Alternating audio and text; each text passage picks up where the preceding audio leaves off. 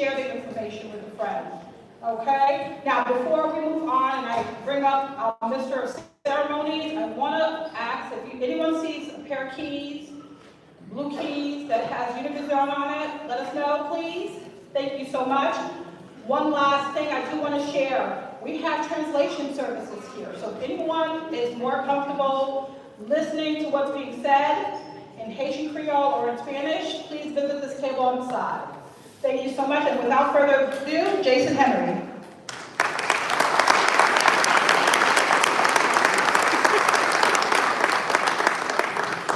All right, thank you, Peggy.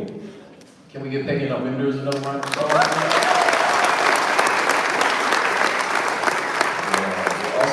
I'm going to be short. I know you all came here to hear from Congressman Frost, but as Peggy mentioned, my name is Jason. I have the pleasure of serving as the Congressman's District Director here for his local office. Before I lay out some ground rules tonight, I do want to make sure that we acknowledge any elected officials that are here. If you're an elected official, please stand. I know I have one to my right. Commissioner Scott.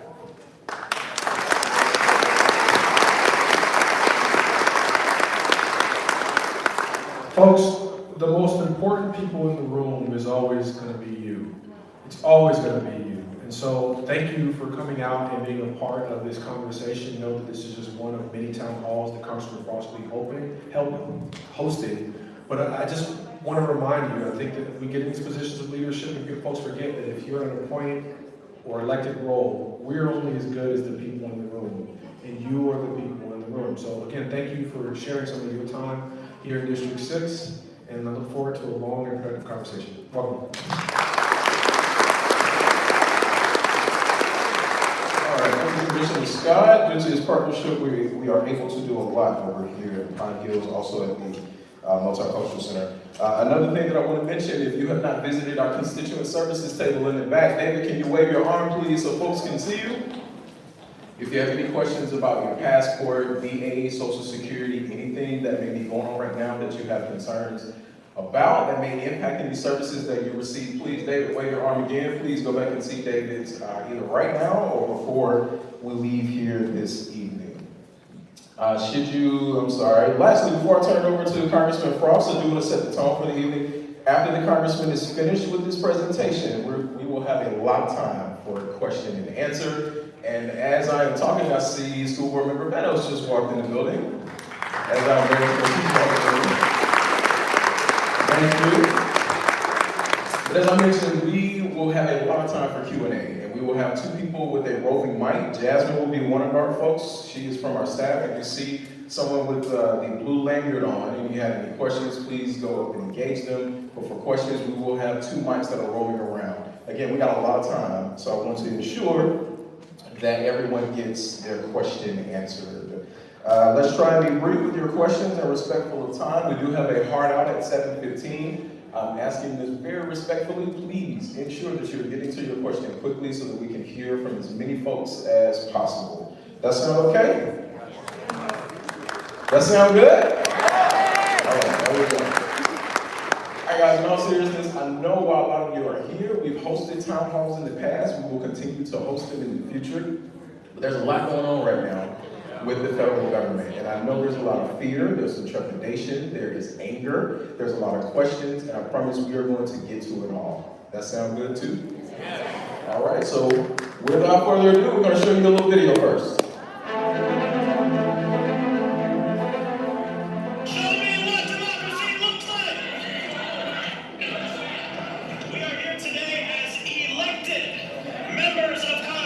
This afternoon, hundreds of Democrats rallied outside the Treasury Department, where Elon Musk's team gained access to the central payment system last week. It's the payment system that controls about $6 trillion. About 24 members of Congress also tried to access the Treasury, demanding answers on Musk's power grab, and were denied entry. They want us to believe that the reason we can't pay for our health insurance, the reason we can't cover rent, the reason kids are dying on the streets due to gun violence, the reason there's so much wealth inequality, and that so many people live paycheck to paycheck is because of the immigrant, or because of the trans person, or because of your neighbor. They lied. It's because of corrupt billionaires like Elon Musk and corporations, not our fellow working people. Congressman Maxwell Frost was among the group of Democratic lawmakers who were blocked from entering the Department of Education, another agency President Donald Trump has said he'd like to see eliminated. The Department of Education is a vital resource, an element of making sure public education is equitable and accessible to every kid. And don't tell me that you think that education is the path to greatness and that education is the great equalizer, and then turn around and think that we need to get rid of this building and the people and public servants that work in it to support teachers and education across this entire country. The White House Budget Office ordered a pause on all federal grants and loans effective at 5 p.m. today Eastern Time, and this has the potential of impacting trillions in government spending and all public programs that affect millions of Americans. We pass the laws, we tell the executive what money goes out, and then they do it. And the fact of the matter is that the Trump administration doesn't believe that's how the government should work. It is both cheaper and less challenging for us as a community, as a government, to do this than to help people once they don't have a roof over their head anymore. It is cheaper and less challenging for us as taxpayers to keep a roof over somebody's head than to have them on the streets. That is why this work is so important. Many people are finding the webpage for the Office of Gun Violence Prevention went offline. Yeah, that office was created by the Biden administration to try to reduce gun violence here in the country and save lives. This is what you get if you try to go to that page now. Why don't we have this office right now? Why did President Trump get rid of it? And it's because, of course, of organizations like the NRA and big corporations and these gun manufacturers that at the end of the day care about making money more than they do about the lives of our people. Like every other issue, climate, housing, high cost of groceries, it comes down to corporate greed and people wanting to make extra bucks on our lives, and spineless politicians falling in line behind it. Hope is a feeling, and sometimes it's a choice. I haven't really been waking up feeling hope every morning when I wake up in the morning, but I'm actively choosing it in this moment. We're not going to be the minority, we're going to be the opposition. We're not going to allow them to steal from our people, from working class people, and we will fight, we will provide oversight, and we will win. Let's go!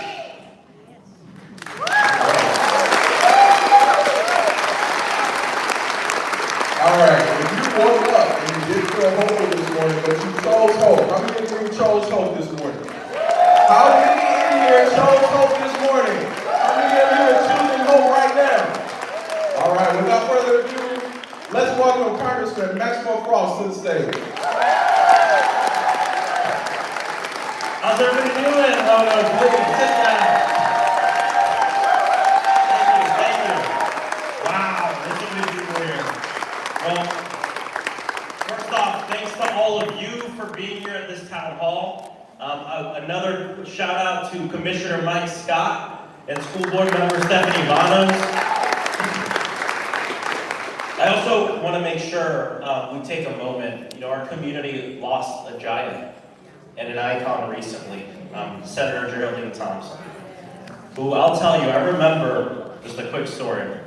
I remember there was one day, first year of my first term, I get invited to go on stage with a certain artist when I was in Washington, D.C., and I did it. And they gave me the mic, and it was right after I had read something horrible that DeSantis had done. And so the first words that came to my mind were, it was a curse word about DeSantis. And I yelled it. And I was like, it's not a big deal. And then the next morning, it was the front page of every paper. And honestly, moment of vulnerability, I got a little nervous, you know, because a big part of my motto is leading with love, and love isn't always passive. Sometimes you gotta yell at people. A lot of times you gotta yell at people. But I was just nervous on what people would think about it. And so the next morning I go into a gala, it was here in Pine Hills, and I'm walking by the table saying hi to everyone, and I come by and give a hug to Senator Thompson, and she grabs my arm and she pulls me in, and she goes, "What you did last night?" And I was like, she said, "I like that." Senator Geraldine Thompson, a fierce fighter who stood for justice, her entire life. And I want to make sure, if you can, please rise so we can give a moment of silence for Senator Geraldine Thompson.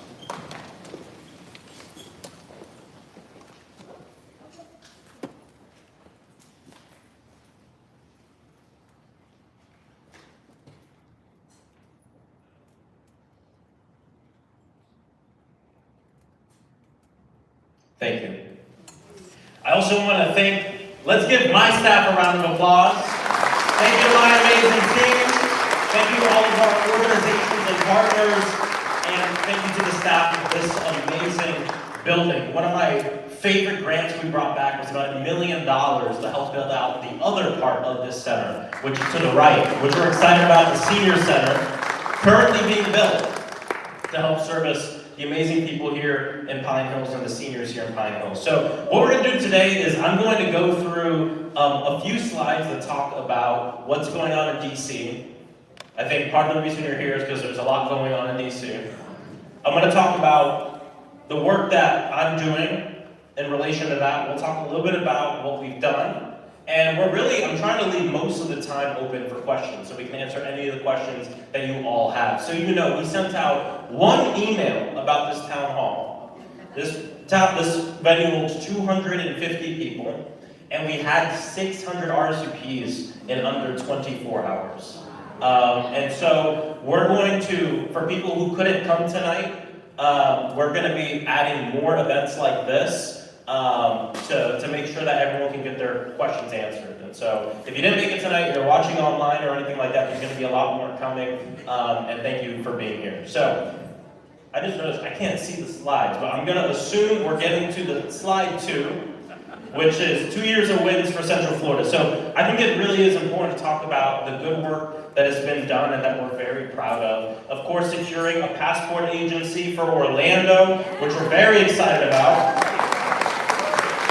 5 new passport agencies in the country. One of them is going to be here in Florida's 10th Congressional District in Orlando. I've gotten a lot of questions about what's up with the passport agency. There's a lot going on in the federal government right now. And we've checked in with the State Department as now everything is moving forward like it was before. And my hope, especially because there's a Floridian as the Secretary of State, is that this will be something that stays off the chopping block because it is something that our community could use and needs.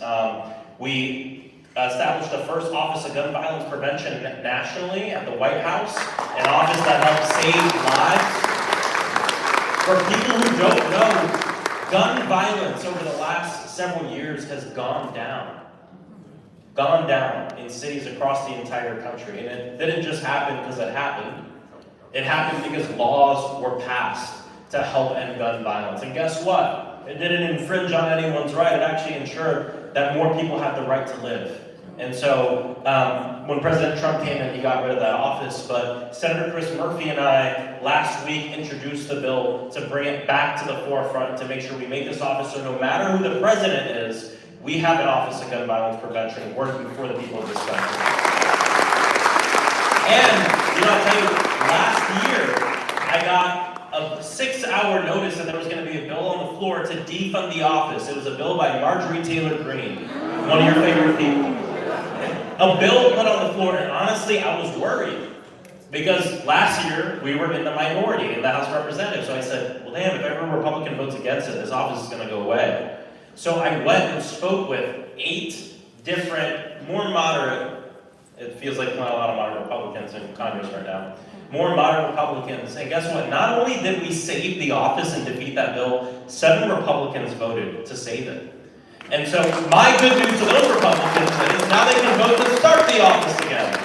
And Bidens were able to do that. 2 satellite offices in Bithlo, in East Orlando, $12 million in federal funding. My favorite one, returning over $4 million to constituents through our casework, which is some of the most important work we'll do, and I'll talk about that in a second. Introduced to create Art Act to help champion small independent artists, working with our most vulnerable, and especially in light of racist attacks from a lot of people at the national level, whether through Hurricane Milton, and many of you knew I actually literally flew into the hurricane with the hurricane hunters and learned so much about the amazing work that they do, and hosted about 100 town halls, roundtables, and events across the community. So thank you so much for sending me to DC to be your representative, and we'll go to the next slide.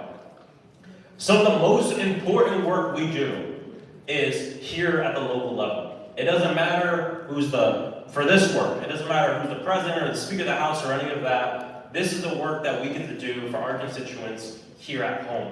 We brought back the last 2 years almost $5 million directly to the pockets of constituents. These aren't grants, right? These are folks who are getting underpaid from Social Security for a long time. And we were able to advocate on their behalf and not only fix the paycheck they were getting, or not only fix the check they were getting, but make sure that they got the money that they were owed before. We do the same thing with the IRS and taxes and other things. Solve over 3,500 cases. So, this is my big plug.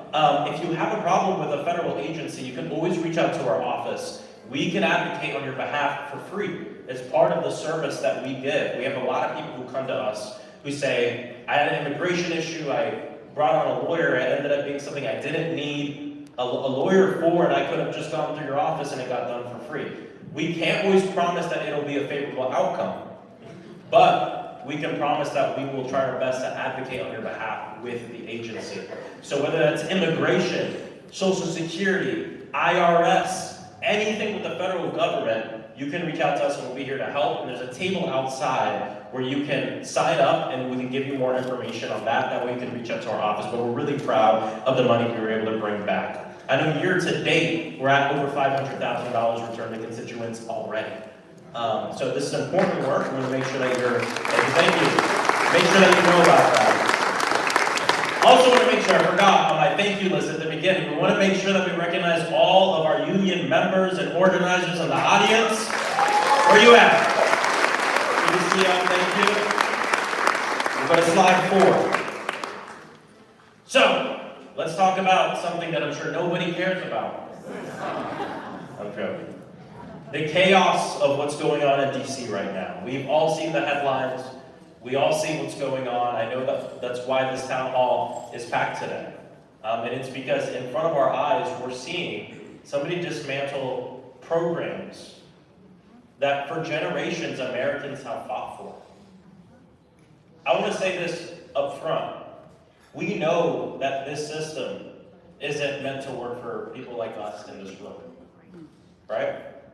But over the decades, we have won things that have been put in place to help protect us.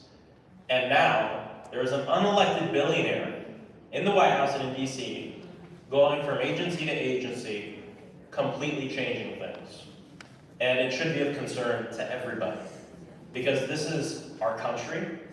He is complaining about unelected bureaucrats when he is an unelected person with zero oversight making these changes. And it's not just Elon, it's what Doge and Elon are doing, but even broader than that, what Trump is doing in office. And so I'm going to talk a little bit about what's going on in DC, the work we've been doing to fight it, and then we'll get to everybody's questions. Here, let's go to slide 5. Immigration, it's one of the biggest issues that Trump has been focused on. And I want to make sure that we talk about this in the right way, because people have been conflating a lot of things.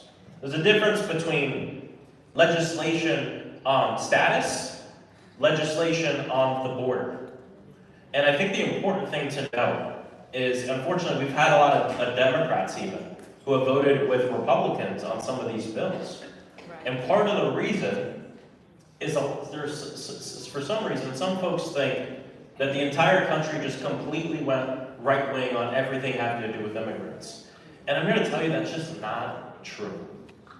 If you look at the numbers, we see that most Americans accept immigrants. They want immigrants to have the same protections that everybody has, the same as human beings. And it's actually the same thing with undocumented people too. The majority of undocumented people who have been here for a long time, who are our neighbors. One of my favorite things to do is I go to a good amount of the citizenship ceremonies. And what I always tell everybody is, today you don't become an American. You've been an American. Today you become a citizen. And Donald Trump is working to undermine that sacred American principle. You know, for a long time, the right wing and people like Donald Trump have tried to hold the American flag, hold patriotism as like, oh, this is a right-wing thing. It's a thing that we own. But now he's attacking the bedrock of part of what is a good thing in this country. Look at this attack on birthright citizenship, which number one is the reason why most black people in this country are citizens. Not just that, but let's look at the fact that it's completely unconstitutional and was struck down. He knew that would happen. But if you look at Project 2025, part of the strategy is to do things they know are not allowed, to invite a judicial process that they hope will go all the way to the Supreme Court so they can change long legal standing. That is part of the plan. Right? That is part of what they're doing, and that's part of why he's working so quickly on all these things.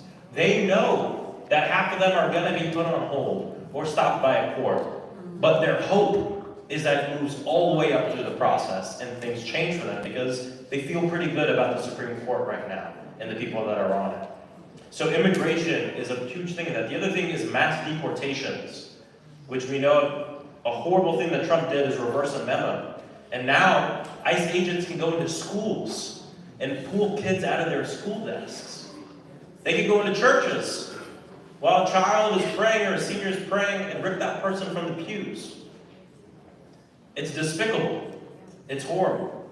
And part of what we're looking to do and what we've been doing is working with our local organizations, and many of them are here today, to figure out as a community, how are we responding, how are we keeping each other safe in this moment. There's something that Mark from Codigo Fund brought up at our emergency immigration roundtable that we held a few weeks ago. And this is important. They're not looking to just do all this through ICE or through an agency, but they want everybody to be ICE. They want everybody to be reporting folks. And that's why it's important for people here to know the rights of immigrants and undocumented people as it relates to ICE. That's not just a class for people who are undocumented, that's a class for all of us. If we all know that knowledge is power and can help us protect our neighbors. We also have to look at beyond political spaces here. I held a roundtable with the League of Haitian Pastors locally, because we know that there are many folks at different statuses as it relates to Haiti here locally as well. And they were concerned about what was going on. We were proud to work with them and talk with them about what they can do if someone pulls up to their church. So I think it's really important that we all as a community take this information and bring it to our different spaces that we're in, because we all are part of the solution on making sure we keep our own people safe.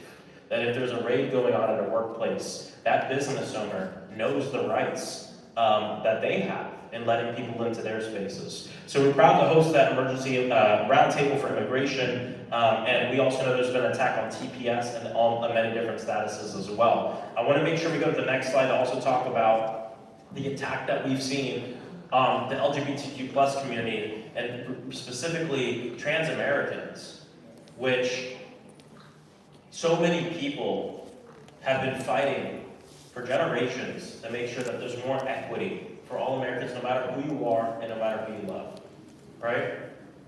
And it's a shame to see that we are now revisiting these conversations.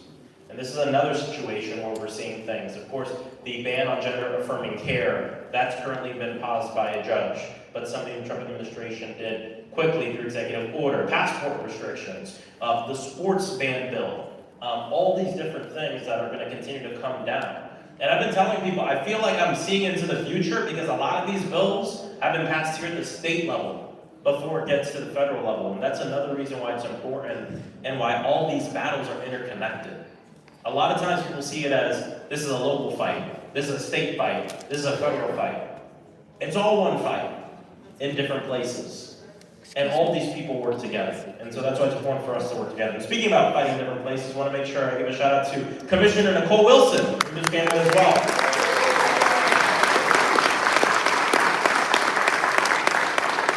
Actually, if you look at this slide, and this is why I think it's really important that Democrats in Congress hold strong. You know, this isn't the time to retreat on our values. It's the time to stand 10 toes down on what we believe in and call this out for what it is. And so I called this bill that we have that would ban trans folks from being able to compete in sports. I said, how would you enforce that?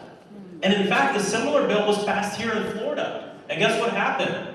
There was a teenager who were naked to determine whether or not they were a trans person. She had to leave that school. She was the student government president. She had to leave that school and move to online schooling because of the embarrassment it caused to her. That's what bills like these do. And so I renamed it the Child Predator Empowerment Act. Because it had nothing to do with fairness in sports and everything to do with empowering people to ask invasive questions of young people and their classmates about their private parts. That's what that bill does. And we have to be honest about it. And I'm glad a lot of my colleagues caught on to that. Let me move on to slide 7. You know, in the first days of the Trump administration, a lot of people were asking me, Max, it seems like there was some sort of plan. They're moving fast. Everything's happening so fast. What happened? And I said, there is. It's called Project 2025. I'm trying to tell you a little bit about that. And that is exactly what they're doing by the book. Donald Trump lied when he said he had no idea what Project 2025 was. He has hired most of the authors from Project 2025. Right? So we know that this is a plan that was put together, right-wing think tanks, to change the way the federal government operates, to have this permanent, very ultra right-wing and extreme stamp on it, no matter who's elected. Right? That's the point of changing the way the institution works. And I think it's important to know that. We see what's going on. Gutting consumer protections, pushing for climate rollbacks, expanding the fossil fuel industry even more as our planet is dying due to the climate crisis, and we're experiencing the brunt of it here in Central Florida and in Florida. Defunding global health efforts, restricting abortion access, dismantling healthcare protections, attacking civil rights and values like diversity, equity, and inclusion, politicizing the federal workforce, weakening FEMA, eliminating the Department of Education, suppressing public health information, and so much more. And the thing that should really concern everybody here is what's going on, but also the way it is being done. And I think this is a really important part here because Donald Trump, and hear me out, because I always want to be careful in the way I explain this to people because I don't want it to sound like copium. You know what that is?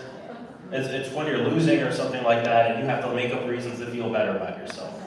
What I'm about to say is not that, but I just want everyone to see let's box in the next 2 years the way I'm seeing them right now. Let's move to the next slide. So, Donald Trump comes into this presidency without the powers of a full, realized, and powerful president. What do I mean by that? In the United States Congress, there is room for error for 2 Republicans. It is so tight. I mean, if one day too many people are homesick, we could, have the numbers in the House.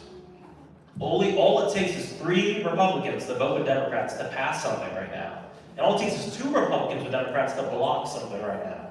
And in case you haven't seen, things haven't changed from last Congress to this Congress. Remember last Congress where they booted out their own Speaker of the House?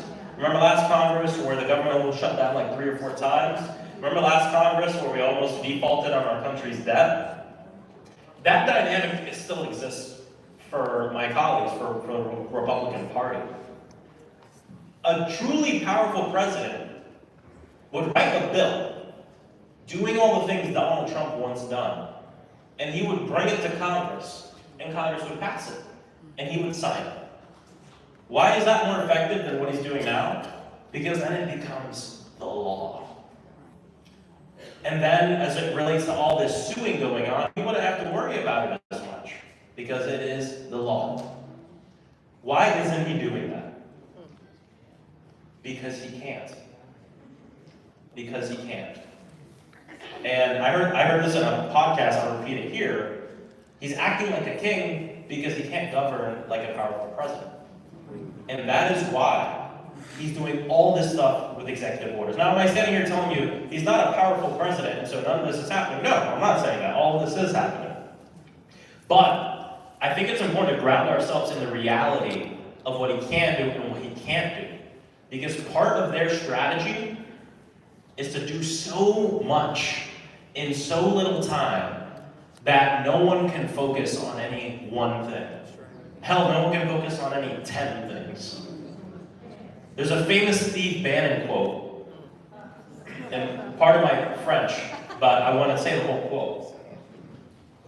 Quote, "The Democrats are not the opposition. The opposition is the media. We need to flood the zone with," I don't know if there's any kids here, but I'll say S word,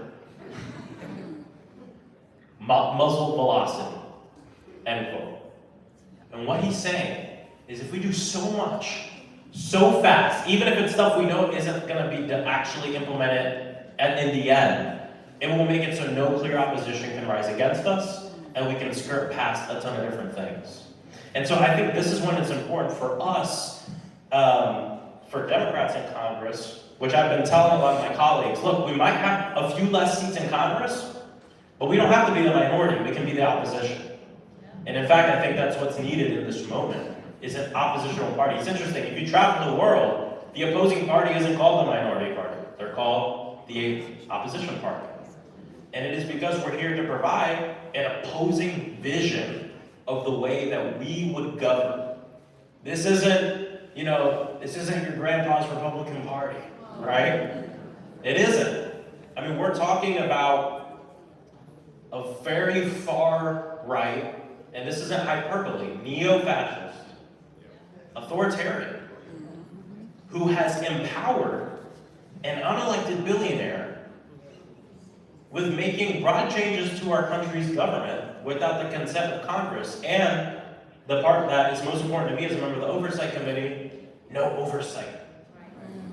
No one looking at it. And this has been my plea with even people who disagree with me on this, who maybe they like DOGE and they like what's going on. My question is, even if you like the operation, are you concerned that nobody is overseeing what this guy is doing? What makes you trust him? I mean, just a few years ago, he was a liberal and an Obama fan. And then when it turned out that he could make more money being on the right wing, he changed. And so I think it's important to keep that in mind. Let's look at what's ahead real quick, because I'm already over time. I want to get to everyone's questions. What's ahead? I tell this to my staff all the time. My first job, I was a front service clerk at Publix. And that's a bagger. And I had a hard time getting through my shifts as a 14-year-old. It was my first job, clocking in and out. And so I would always break up my shifts in movies. The top one I used was Shrek, because Shrek is 90 minutes long. So I kind of taken that through my whole life. I break everything up into smaller segments. It helps me as a legislator, it's always helped me as an organizer, figure out what's next and how do we organize around it. So we're not just responding to things that are being done, but we're strategizing, and we have a plan when it comes, which I think is really important in this moment. So let's look at some really big moments up ahead. The most impactful days of any presidency is the first 100 days, right? That's when the big ticket stuff gets passed. That's when the momentum is clear. In these first 100 days, we are going to be handling our budget.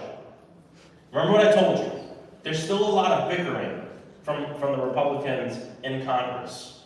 And so they know they cannot pass their budget by doing it the normal way. We vote in the House, it goes to the Senate, and then it goes to the White House. So they want to take advantage of a process called reconciliation to do this. The House passes something, the Senate passes something, two different versions, reconciliation process to reconcile both of these versions and go to the president's desk. They want to abuse that tool because it allows them to pass a budget and get around the filibuster. The filibuster being when you need 60 votes for something in the Senate, which actually is something I disagree with. even though at this moment it might be stopping some things, but I would disagree with it. They are misusing that process to ram through a budget and then ram through a tax bill that will give most of the tax breaks to the richest people in this country. I'm not talking about your millionaires, I'm not even talking about your 100 millionaires, I'm talking about the richest people, the 0.01% of individuals who own more than 50. We lose revenue as a country. So you have to ask, if Donald Trump wants to give the richest people and the biggest corporations cuts to their taxes, who's going to pay for it? We are. At least that's their plan. They want us to. They leaked their plan on accident, but now it's public. They want to cut $2.5 trillion worth of spending. I'll explain the math to you very quick. You cannot cut that much from the government budget without cutting either Social Security, Medicare, or Medicaid, or a combination of the three. This whole DOGE thing, going around firing civil servants, people who are helping to serve our country, by helping to make sure that things go well, that people get their Social Security checks. So you know, if we fired the entire federal workforce tomorrow, guess what? It's 4% of the budget. So it's important to know this, because as they're doing all this stuff over here, they're really trying to distract people from the fact that they are working hard at codifying into law. Remember I said, he can't come to Congress and get something passed like a normal president. He can't get the DOGE Act of 2025 passed. He knows that. That's why he's doing all this and trying to work in an illegal way. While they're doing that, at the same time, the chance they have to put something in the law is the budget and is the tax bill. And we should all be very worried and working on that, because that can have big implications for our country. And then real quick, summer of 26, we have the Surface Transportation Reauthorization Act, which doesn't sound as sexy as some of the other things, but it's very important if you care about urbanism, if you care about transportation, mass public transportation, which our country has failed at. We're a country that 80% of federal funds go to highway expansion, and only 20%, actually less than 20%, goes towards mass public transit. And my thing is this, even if you don't plan on taking the train or taking the bus, guess what? When we expand mass public transit, guess what happens? Congestion goes down. It's good for everybody, and it's something we need to continue to move towards. I am part of a small group of bipartisan people actually working to change a lot of this in the Surface Transportation Reauthorization, so we can have better laws and make sure that more money is going towards mobility freedom of mobility for all of our people. That you don't have to own a car, that you shouldn't have to own a car to get to where you want to go to. And then it's the midterm elections right after that. These are the really big fights ahead of us, and of course, looming over everything is DOGE and that entire operation. Let me move to the next slide, and then we'll get to questions. You've heard me talk about the way I'm seeing this. I think Democrats right now, we need to be the opposition. We don't need to be the minority. I don't think people need to hear what we can't do, what power we don't have. People should hear about what power we do have. And I think we're in a moment right now where we are seeing an authoritarian leader tear things apart. Some of it's real, some of it's smokescreen. But we have to respond to all these things because we got to make sure he knows that he won't go unchecked. So what are some things that I've done and that I'm proposing to make sure that our office does? The first one, fighting for transparency. For people who don't know, members of Congress, we have been denied from entering a lot of these federal buildings. Before we even started going to these buildings, we were in the House. And I had thought, I was on social media, and someone replied to one of my things and said, why don't you just walk over there, or something like that. And I was like, why don't we just walk over there? And so overnight, I messaged a bunch of members of Congress, and I organized 24 members of Congress, most of them being from the Oversight Committee, to go to the Department of Treasury. But that wasn't it, because this fight isn't just going to be a fight of politicians, right? It's going to be a fight of all of us. So we reached out to a lot of our partners, Indivisible, Move On, Working Families Party. And not only did we attempt to enter the Department of Treasury, work to make that point to ensure that video went across this country so people could see what's going on in DC, but then we went to the other entrance and we rallied with over 1,000 people. People saying, nobody elected Elon Musk, and he shouldn't have access to our personal data and information. And then after that, a court order came down, and we lost access to that specific thing. Not just that, but Democrats, we can't just say what Trump is doing is bad. We have to also provide our vision for the country. I think that's so important. And actually, in many Caribbean countries, the opposition will create a shadow government, essentially to show people what they would say and what they would do in a situation. I think all these tactics are very important, especially at this time. I've co-sponsored the All Access Act, which will help to ensure transparency with a lot of these government institutions. But it is important that we pull up to these buildings so people can see exactly what's going on. We cannot assume that everybody's paying attention. We can't assume that everyone's paying attention. And I don't mean to call out anybody here because I'm one of these people, but we also can't just talk to people who consume news as a hobby. Right? I'm one of those people. We gotta reach out to the people who aren't watching CNN and MSNBC, right? And there's ways that we can do that as well. The second one is we gotta stand up to this obstruction and what's going on. There's been a lot of Republicans in Congress shielding Trump's illegal actions. We have to use, as Democrats, every procedural motion that we can. And that means one day we're gonna catch these people slipping. I'll give you an example. On the Oversight Committee, we overheard some of the committee members were going off somewhere a little bit far away. So we called a vote to subpoena Elon Musk. And we were very close to it passing. In the last 30 seconds, 2 of them walked in. But on a committee that we're outnumbered on by like 5 or 6 people, we only lost it by 1 vote. Which shows you that there's a lot of laziness and complacency going on. And we have to keep doing things like that. We have to obstruct, we have to delay. Every procedural motion we can do, we have to do. And then the third thing that I think is really important is making sure that we're protecting working families, fighting for a fair economy. Because while all this is going on, and we're seeing this illegal takeover by a billionaire and all this going on, at the same time, we have this other thing going on, which is they are doing all of this to stack things against working people for the wealthiest people and corporations. It doesn't matter if you're a Democrat or a Republican or independent or whatever party you're part of, it doesn't matter. That impacts people whose bank accounts look the same, people who go in every day and clock in every day to go to work. I think Democrats, we lost this past election because of the massive wealth inequality in this country. And I think a lot of people went to the ballot box and said, I'm gonna vote to change things. You know, there's such a huge amount of voters who voted, you ready? Obama, Trump, Biden, Trump. What's the one thing all those things have in common? Change. I disagree with change. I'm saying this because we, as Democrats, it's not enough to go to people and say, I told you so. In fact, I told you so never works for your friendships. Does it work in your relationships? Why the hell would it work in politics? Right?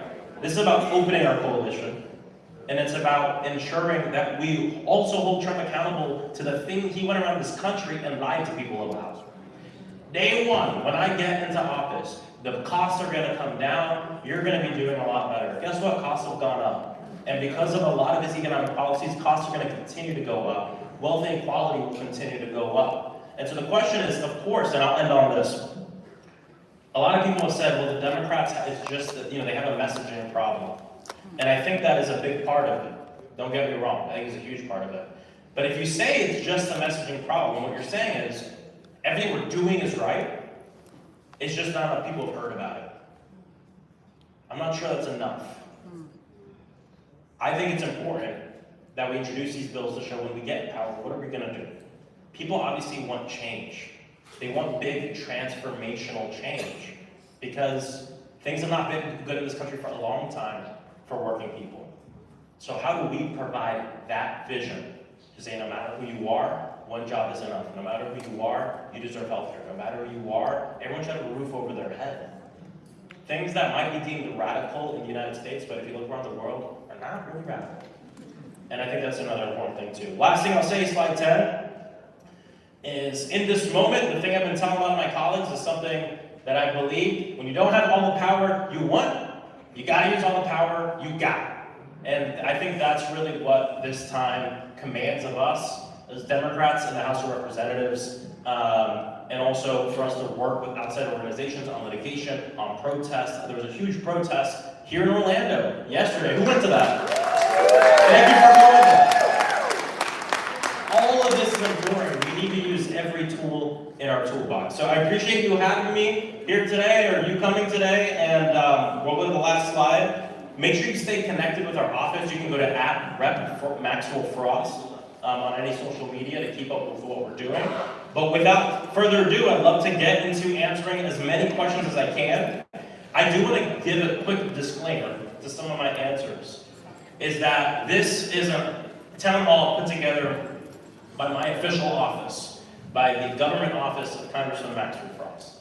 And there are very strict laws that put a divider between my official work, which is what we're all here today, the official work, the official seal of the House of Representatives, and my campaign work, which are things like the music festival we do, our door knocking, all that other stuff that we do. That is our campaign side. I'm prohibited from talking about our campaign work at this. So questions related to campaign stuff, unfortunately, I have to give a bit of a non-answer.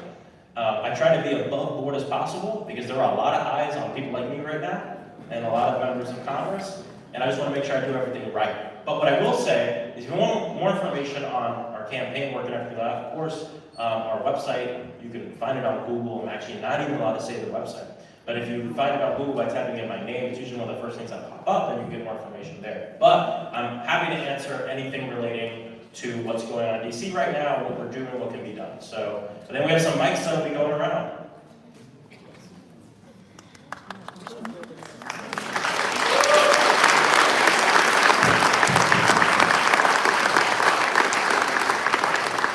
Yeah, if you raise your hand, a mic will come to you.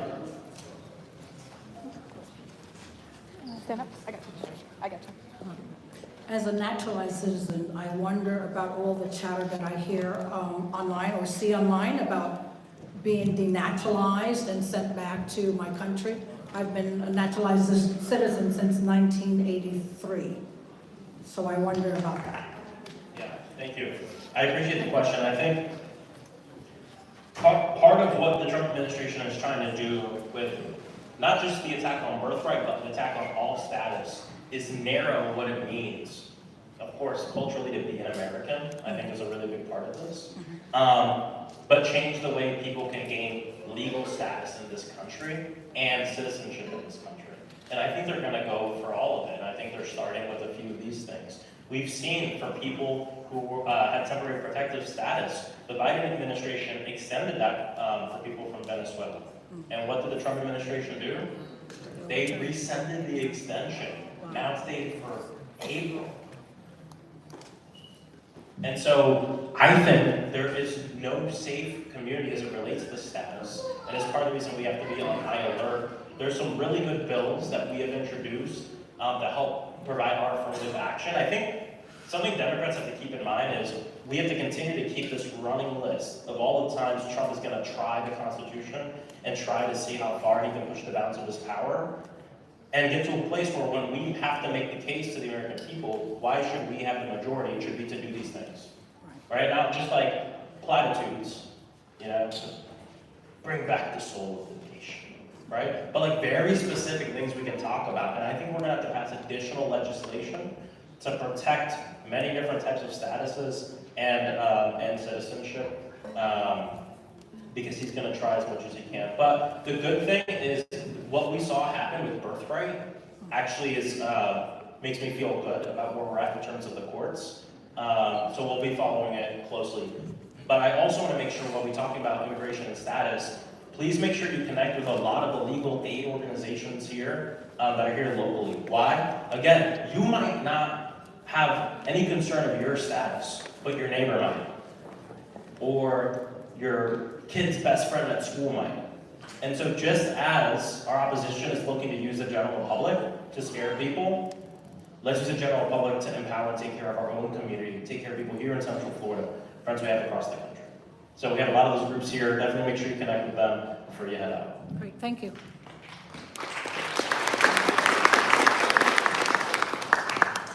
Hi, my name is Samira, and I heard that you recently met with Hella, a teenager from the Hudson. I had a question. Do you find it unethical to let a genocide survivor pour her heart out to you when just a couple weeks beforehand you shook hands with representatives from Lockheed Martin, Boeing, and other weapons manufacturers who made the bombs that were dropped on her and her family? No, I appreciate the question. I don't know what meeting you're talking about specifically, but there was one of the most impactful meetings I've had this week with a teenager who is here in the United States receiving medical care. There's Bob who's at the meeting, they put that together now. Yeah, you received shaking hands with weapons manufacturers. Yeah, I'm answering your question, okay? I just want to make sure people know about the meeting. Who has stuff still in her body from the bombs. And so I'm proud to be someone who stands for peace.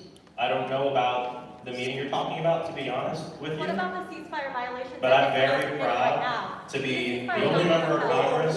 Yeah, hold on, you gotta let me talk. I mean, I'm trying to answer your question.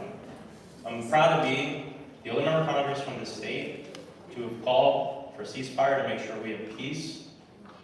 And I'm also the only person in the history of this entire state as a member of Congress to vote against sending more weapons to make sure that things are being done in accordance with U.S. law. So I appreciate the question, but I stand for peace. That's it. Thank you.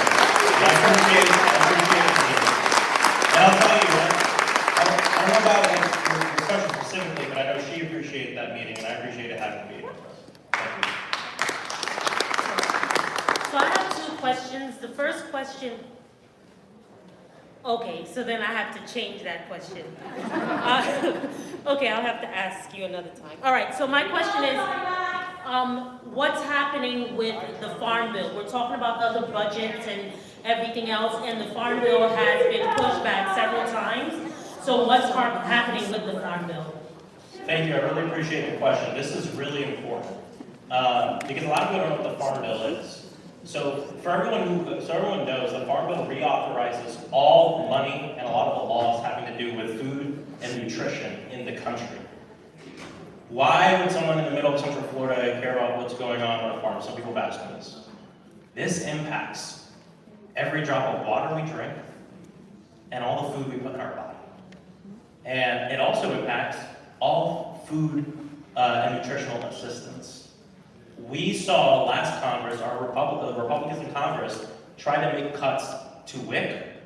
It's a very important program to TANF and different things like this that help ensure that families and people get the food and nutrition they deserve. Because we as a country made a commitment when we created these programs that no matter what your job is, or no matter if you're between jobs, you should be able to feed your family. And so that legislation has been stalled for a long time. We had a continuing resolution that helped continue the same funding. We're going to be revisiting the Farm Bill again. But what I would suggest people do is please help us keep the energy up on the Farm Bill. And actually, I don't know if they're still in here, but there were folks here from Second Harvest Food Bank. Did they leave? Okay. Well, if you connect with Second Harvest Food Bank, they've been actually doing a lot of great advocacy on the Farm Bill. I'll tell you what I think we're going to have to focus on. There's a lot of benefits for especially black farmers that we've seen that they want to tear apart. We've also seen them go for food stamps, which is something else we have to pay attention to. And then also there was a lot of good money going into research around urban farming, which is something that we've had a lot of here in Central Florida. So those are like the top three things we're paying attention to as it relates to the Farm Bill. Thank you. Thanks for bringing that up. Farm Bill is really important. Not a lot of people know what it is. Excuse me. Can I? Yes, I think we have mic runners going around. She's But skipping it. She'll everyone, be back. yeah. Thank you. Hi, Congress. My name is Scott Gilmore, and I promise I'm not going to have anything cauterizing like just happened, but I just need to read through this so I don't That's all right. I'll go as fast as possible. Just to give a little backstory, I'm a veteran. In 2017, I medically retired after 12 years as an Army infantryman, serving back-to-back combat deployments in Iraq and Afghanistan. I've quite literally seen and done it all in combat areas of operation. I have watched regimes rise and fall. But what I have watched unravel in the last month brings me the most unnerving effect of some of those most extreme regimes that I've combated against in my Army career. As of last Thursday, I'm now one of those numbers who lost my role in the federal workforce. My spouse, who is a team lead in NASA, day to day waits anxiously for news whether her probationary employees will be let go or she will also become part of a zero-income household with myself simply based on her gender presentation, her sexual orientation, or even her own veteran status. Even now at NASA, employee groups have been removed and certain administrative leads have been put in place for people for groups that are part of the LGBTQ employee resource group and the veterans resource group. My question for you, Congressman, is what are you and your constituents doing not only to safeguard our Florida residents who work tirelessly as civil servants from losing their livelihoods, but what are we doing to protect those who have already been removed? And more importantly, what can we, the citizens in this room, do to give you and other voices in our federal branches the power to effectively fight this rising threat? And lastly, protect trans rights. Thanks. Thank you. I appreciate it. And I appreciate you being here because, believe it or not, so many people see what's going on to our federal civil servants. And a lot of people don't realize that's not just something that impacts Washington, D.C. We have federal civil servants across this entire country, especially here in Central Florida, many different agencies. All the veterans in the room, everyone should know what we would tell you right now. Trump has cut veterans benefits. How? They fired hundreds and hundreds of people across this entire country from the VA. We're also talking nurses, right? We're talking people who have been doing this. So I appreciate the question. There's a few things. Number one, a big part of protecting our civil servants is going to come down to the large litigation strategy being led by our civil servant unions. So we're talking AFSCME, AFGE, and some of the other ones. I think it's really important that Democrats in Congress continue to and support them at every step of the road as it relates to litigation. We actually had an emergency meeting with the Congressional Black Caucus and the president of AFGE, so we could hear a little bit about their litigation plan, but ways that we could help as well. I think I'm going to answer your question. It also relates to the greater Doge thing going on, is we have an opportunity on the Oversight Committee to, in moments where they're not going to allow us to have the hearings we want to have, which we want to talk about what's going on with civil servants, but they want to talk about other things.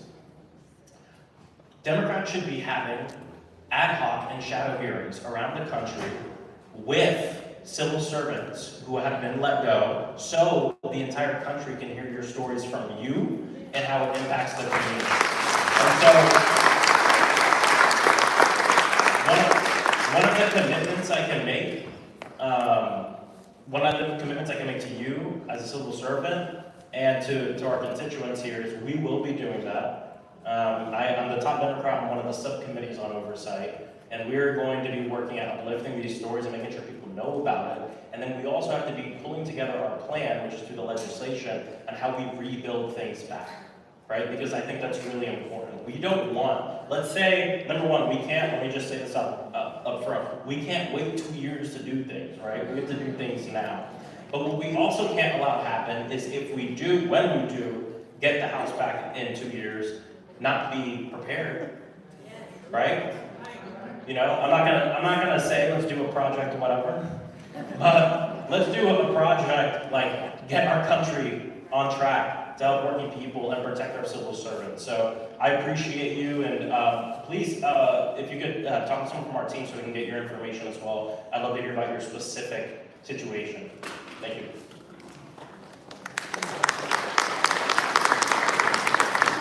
Hi, my name is Georgie, and thank you so much for being here, first of all. Really, really appreciate it. This is the first time I've ever been here to do something like this before, so forgive me. We all know that there is a huge housing crisis across the country right now, but definitely in Florida. My concern is that what is really being done to help not only renters, but homeowners? I live in a condominium complex, and I own my home, and after 20 years, my condo fees have gone from $400 a month to $2,100 a month. Sorry, I'm getting a little clumsy.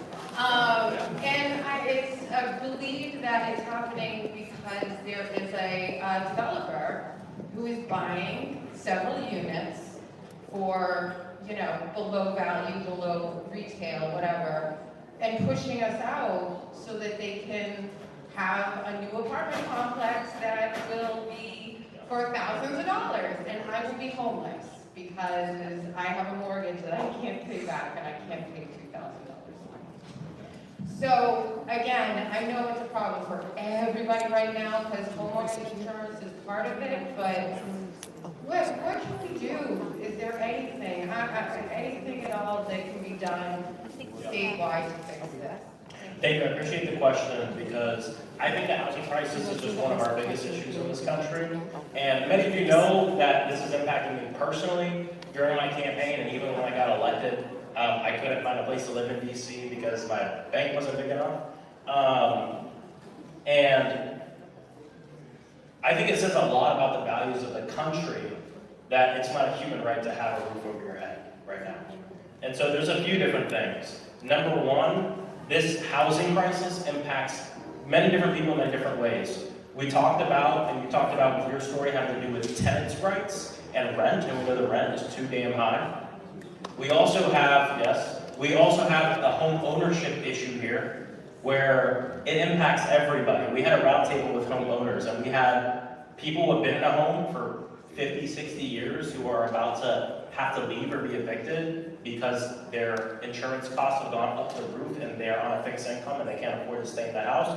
To new families looking to go into home ownership but just can't get the money necessary to make the investment. Without getting a very predatory view. And then it also impacts our unsheltered population and people that are homeless, right? People that are houseless, because homelessness is a housing problem, right? This is all part of it. Every time the rent goes up by 1% in this country, every time the rent goes up by $100 in this country, homelessness goes up by 90%, right? So every time the rent goes up, homelessness goes up, and people who are unsheltered, that number goes up. So all of this is connected. This is part of the reason I try to tell people, you are much closer to being on the streets than you are to being Elon Musk. But they get a lot of power from selling you the BS pipe dream, that if you just do this, and if you just do that, you'll be like him. And the fact of the matter is, 60% of this country lives paycheck to paycheck. Most people are barely able to pay their rents. And then on top of that, we have these junk fees, which is what I want to talk about right now, which is what you just brought up. I introduced a bill that was really based on what I went through when I was trying to get an apartment in DC, and when I got priced out of my apartment in Winter Park, when I launched my campaign. It's called the End Junk Fees for Renters Act. It's the most aggressive piece of legislation on renting introduced last Congress. And what it does is three things. Number one, it ends junk fees. What is a junk fee? A junk fee is something that really has to be provided to you already, that you are a nickel and dime for.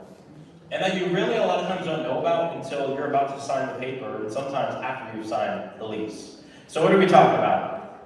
Trash fee, lawn fee, pet fee, breathing fee. There's like a fee for everything. I moved into a new apartment a year and a half ago, and after I signed the lease, I get a thing that says, oh, you'll have to be approved by the HOA.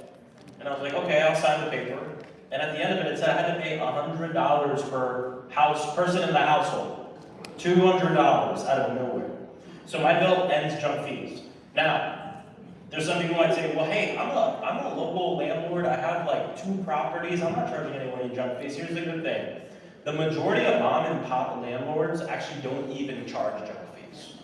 Most of this is done by these huge corporations and private equity that has bought up all the single-family homes, over 80% of the inventory during COVID, building all these apartment complexes that have zero affordable housing in them, and I call them the shoebox apartments because they all look the same. They all look like a shoebox. Those are the people charging the jump fees. So this ends jump fees. And if the apartment feels like, you know what, I need that extra $50 a month to pick up the trash, I can't pick it up without it. Well, they can put that into the rent that you will see on the website before you even click the button to do the tour. Right? We deserve that transparency. The second thing it does is it bans the use of credit scores as the end-all be-all deciding who can be a tenant. Now, you might be asking, why would you want to ban credit scores from this, Maxwell? Well, number one, every study shows us, every study, credit scores are not a good indication on whether or not someone is going to pay their rent. It is not a good, number one, paying your rent doesn't even help the credit score, unless you go to some weird predatory third-party thing. And then the second thing that I think is really important is when you look at the studies, most people in this country, if they've fallen on the hard times, rent is the last thing they take from and the first thing they pay. What are the first things people take from? Medicine and food. So I think credit scores and this number made by banks for banks, it's the keep you in debt number. If you're good at being in debt, you got a good credit score. Sorry, I don't mean not get on my credit score. I'm not trying to diss anyone who has a good credit score, by the way. I'm just saying, this has been made by banks for banks to keep us in debt and to keep people out of housing. And part of the problem we have with the housing crisis is we need more accessibility to our housing. There are people out there even who have the resources to be able to rent, and they can't even get in the door for many different reasons. I have another bill that ends something called the Thurman Amendment, which essentially is an amendment that keeps people barred from being able to rent ever in their life if they were convicted of selling drugs at one point and served their sentence. Right? And so I think we have to do that as well. The third thing it does is it helps with transparency for tenants and renters. Something that happened during COVID is renters and tenants lost pretty much all the power we had in the marketplace. What power we had. So when you apply to an apartment, what is your landlord or potential landlord going to know about you? Everything. Everything. What are you going to know about them? Nothing. Do you have a legal right to know anything? No, not really. So this would codify a legal right for you to know of any pending litigation having to do with that apartment building and the landlord, pest problems, and different things like that. It just ensures as renters, we have rights to make our decisions, because when our power goes up in the marketplace, that actually also helps bring costs down as well. So that's just one example of something we can do. And this is all connected to the Doge thing as well. Why? Because they are trying to take away a lot of the wins we got over the last 4 years under the Biden administration through the Consumer Financial Protections Bureau, right? And the FTC and different things like that. But I think one actionable thing people can do is we need to encourage and push, especially these moderate Republicans in Congress, to come and back a lot of these housing bills, because guess what? Rent is too damn high for people who voted for Trump too. You know? And I think we have an opportunity to turn up the heat on a lot of these people.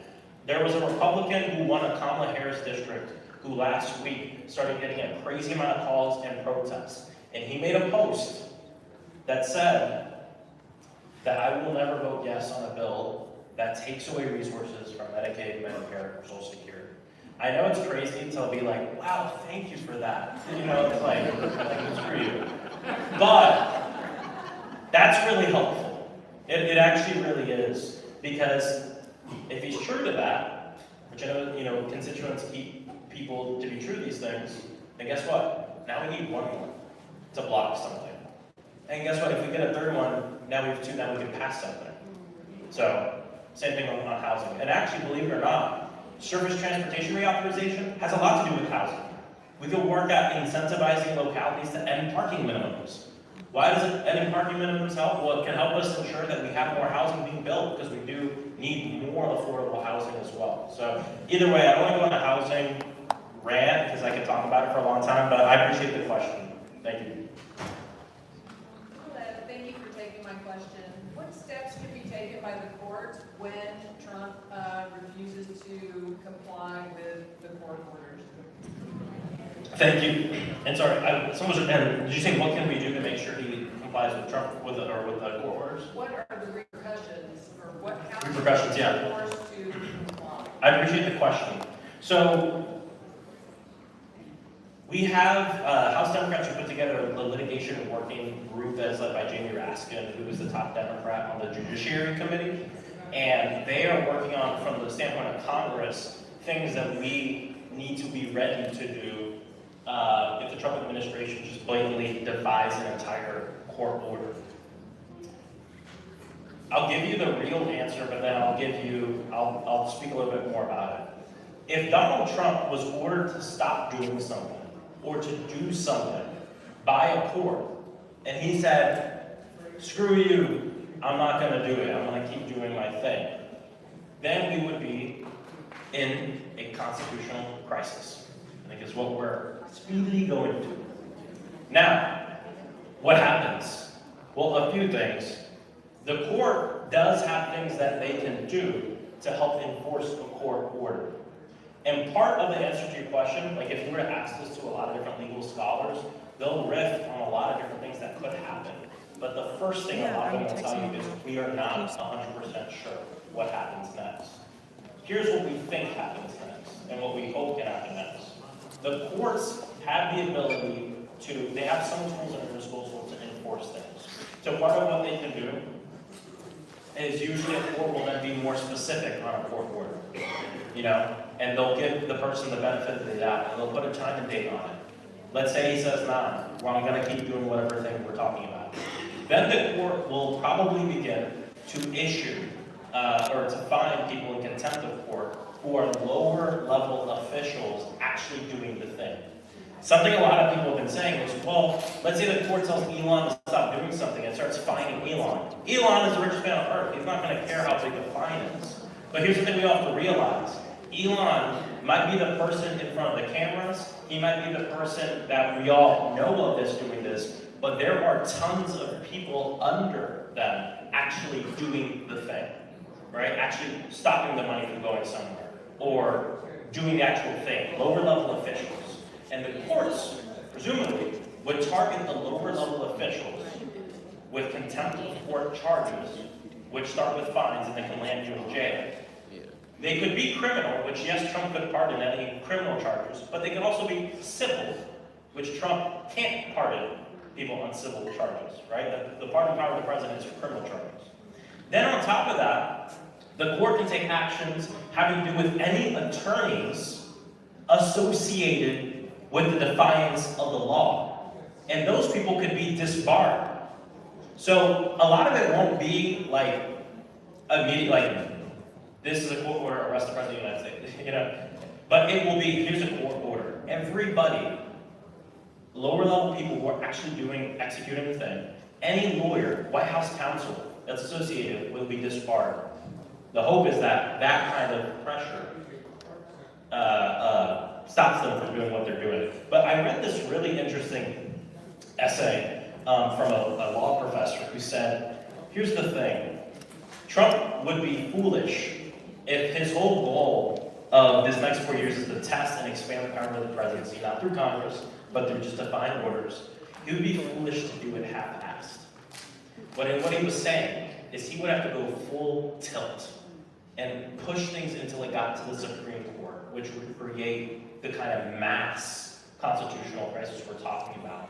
That I think, you see a Republican went online and tweeted, look, I'm not going to Social Security, Medicare, and Medicaid because of some protests at their door because of phone calls. I think we can imagine that if we got to that level, that the public outdoor combined with the courts doing what they're doing, I think it would impact a lot of people in Congress that would push us to bring the hammer down, if that makes sense.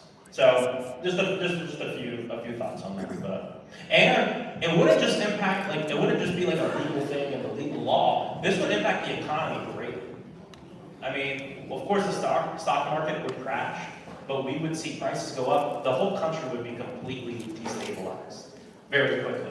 So. Hi, Congressman. My name is Melissa Sandow. I just want to thank you for advocating and being the voice for millions and millions of Americans. I'm even scared to ask my question because I'm living in fear. I'm an adopted parent to 4 amazing, beautiful children, but as you know, the T is being erased from all sides. What can we do as a community to ensure that myself, as a transgender woman, we are keeping each other safe? And yes. Thank you so much for your question. I think part of we see this in history from right-wing fascist governments, right? Is they tell people the reason you can't pay your rent, the reason you heard me say it, is because of trans kids or trans people or immigrants or whatever. There's a few things. Number one, I think the litigation strategy here is really important. It would stop a few of these executive orders that he's already done. And we can thank good groups like the ACLU for leading on this front. I think another thing that's really important is, I'll be honest with you, my big worry when I first walked into DC after the election is a lot of even Democrats being like, well, the country's not there yet. Like, what do you mean there? Like, civil rights for everybody? Like, what are you talking about? And again, I think so many people are freaked out about the election and they're misinterpreting things and willing to throw communities under the bus. And part of my commitment to you and all of our trans community members is I'm trying to do the work within the Democratic caucus to ensure people are standing 10 toes down for trans rights, for everybody, for trans kids. And I think part of that is we have to ensure that people realize, again, if you look at the numbers, most of the people who voted, the swing voters who voted for Donald Trump have no problems with trans people. So you have to ask yourself the question, what's going on? Part of it is the Republican Party has seen this vulnerability. And I think they noticed that there was a lot of Democrats who were nervous talking about trans kids. And they said, that's a vulnerability. We're going to exploit these children. And I think part of the reason that happened is because we weren't being forceful on the offset. Does that make sense? And I think part of what people like me need to do on the inside is make sure we're back to that place and fighting on behalf of all trans people in this country. Because, you know, these guys who go and do these Charlie Kirk tables and all this kind of stupid stuff, and they're talking about like how many genders are there or whatever. What I've been telling a lot of people is, put that aside for a second. You might have a conversation with someone that you don't know how to address what's going on, which means you should go as a member of Congress to your local organizations that work out in defense of trans rights and educate yourself. But then just ask people, do you believe in civil rights for all Americans, for all people, no matter who you are? Do you believe that anyone should be discriminated against because of who you are or who you love? And when you ask those questions to people who even voted for this stuff will answer the way we all answer. And I think that's a big route for us to stand in defense of it. So I appreciate it. And I think this is another place, much like immigration, where local organizations and the local work we do is so important in protecting trans people here in Central Florida. Thank you, I appreciate it. Thank you. And thank you for, I'm going to adopt you too. I'm going to adopt you as well.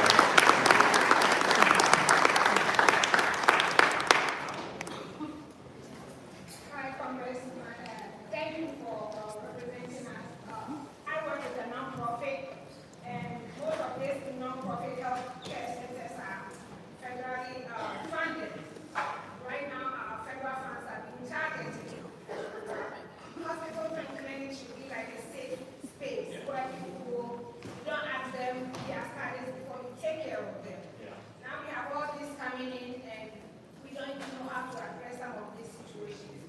So what are you going to do to help these FQACs have their federal funding in order to take care of these vulnerable people in the population? I appreciate the question because I think a big thing here too is I actually think with our federally qualified health centers, this is a really good opportunity for us to again turn up the heat And this is one of the things that I think if Trump went to Congress and said, pass me a bill, people to know we're running out of time, and we're going to take a couple more questions, and if I didn't get your question, I'm going to be at the step and repeat taking pictures. If anyone wants a picture, you can also ask me a quick question there too, if I don't get to. But this is another one where I think if he came to Congress and said, pass me a bill to get rid of the funding for federally qualified health centers or 40B programs, right, that help ensure that people who can't afford medication have the medication they need, I think that that's when that won't pass. Because what a lot of people don't realize is our federally qualified health centers help a lot of their voters. We're talking about helping to fill medical gaps in rural America, helping to fill the gaps in a lot of suburbia across this country as well. And so this is a place where I think that everyone who goes and uses a qualified health center as a provider, we should all be speaking about it. And that's something that I'm dedicated to doing. What I've been telling a lot of my colleagues is this is a moment to over-communicate, to talk about things, to host the shadow hearings, and have people who are impacted. That if you got rid of the program that helps reduce the cost of drugs at the pharmacy for places like Orange Blossom or community health centers, etc., that they wouldn't get the medication. You know, and I think we have to tell those stories, and I think that's really going to help us prevent something like that from passing through Congress. So I appreciate the question. This is definitely one that I think that I feel confidence in being able to block them taking away money from this. Thank you. My name is Dana Thomas, and I work with home buyers and a lot of first-time home buyers. We mentioned earlier legislation to help them. Right now, the pause on the SAVE plan is in the income-driven repayment plans is preventing for my clients from moving forward with their mortgages. First, is there any date in sight where that's going to be resolved? But also the pause on the grants coming from the federal government to small business owners is being impacted by the Florida Empowerment Plan that does a lot of the bridge loans for small business owners to do build outs on properties that they purchase. Yeah. When is that going to be resolved? Is it going to be resolved, and what can we do to kind of move that along? On the last thing on the bridge grants, I'll have to get back with you on that one specifically. I did see this morning that a judge blocked the SAVE plan. We all know that even when, of course, President Biden tried to do the initial student loan cancellation plan that would be $20,000, when that was blocked, they tried to do it in many different ways, and they've been doing the piecemeal forgiveness. And the SAVE plan really did help a lot of people and has been helping a lot of people. Here's my worry. My worry is if we were in an administration that was pro-canceling student debt, this is something that would be appealed, run through the legal process, and hopefully brought back. Obviously, the SAVE plan, student debt forgiveness and paying in student debt, is housed in the Department of Education, which is something that they want to do away with, which they can't without Congress, but they want to chip away as much as they can. So part of this is, I think we need to see the way the administration handles this specific ruling. I've been surprised on a couple of them. For instance, the FTC, the chair came out and said they're going to continue handling antitrust laws the way they have under Lena Khan, very progressive person. So we might see them come back around to this, but I'm not super confident on that at all because they're very anti-forgiving student debt, you know. And so let me get back. If someone can get her information, that'd be helpful. Someone from my team. That way we can connect with you on those things. Thank you. I appreciate it. Hello. Thank you so much for being here. My question is, how or what can be done to get the Supreme Court to overturn the immunities? Well, the problem is this exact same court gave him it. Yeah. And this is part of the reason that I support the Supreme Court expansion bill that would add some more justices to the Supreme Court. You know, it's not in the Constitution, the number of judges, ton of Constitution, and it hasn't gone up, but our population has gone up. So I do think we need more Supreme Court justices, and we're in a situation, some people will say, well, you can't add more justices, it's going to pack the court. The court is already packed, and part of it is because Barack Obama had the constitutional right to appoint some of the Supreme Court, and Mitch McConnell blocked it. So, sorry not to go on that, but I don't feel good about the court doing it. Now, there are good laws in Congress. I think it's called the President Not Kings Act. I need to see if that's the actual name, but it's a bill with, I think it's Jane Raskin and Representative Ocasio-Cortez that works on handling a lot of this. I think we're going to have to pass a bill in Congress to be very explicit. And let's all remember, no matter what this court is doing, the court isn't supposed to legislate. They're supposed to interpret laws that we pass and actions that the president does. And so, that's what I would say to that. I think it's gonna have to come from us, unless the Supreme Court radically changes soon. But obviously, we see who's in the Oval Office right now.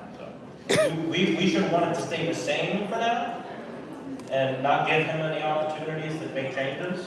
So yeah, but thank you. Okay, y'all, thank you so much. They are going to kick us out soon. I appreciate you all coming. If we didn't get to your question, I will be taking photos with folks. We're happy to